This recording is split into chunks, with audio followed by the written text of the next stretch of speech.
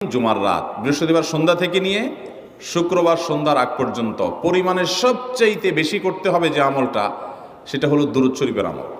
নবী করিম সাল্লাল্লাহু আলাইহি ওয়াসাল্লাম বলেছেন, আকসিরু আলাইয়া মিনাস সালাতি মিন ইয়াউমিল জুমআতি ওয়া লাইলাতিল জুমআহ, তোমরা জুমার দিন এবং জুমার রাতে আমার প্রতি বেশি বেশি দুরূদ পাঠ করবে, দুরূদ প্রেরণ করবে।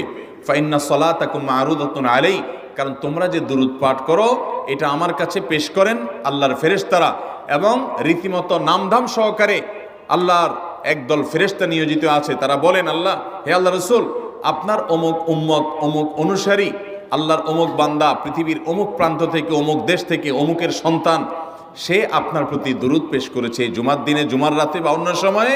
এটা নবী করিম সাল্লাল্লাহু আলাইহি ওয়াসাল্লামের কাছে রিপোর্ট দেওয়া হয় আল্লাহর নিযুক্ত ফেরেশতাদের মাধ্যমে। এই জন্য শুক্রবার দিন এবং রাত, অর্থাৎ বৃহস্পতিবার সন্ধ্যা থেকে নিয়ে শুক্রবার সন্ধ্যা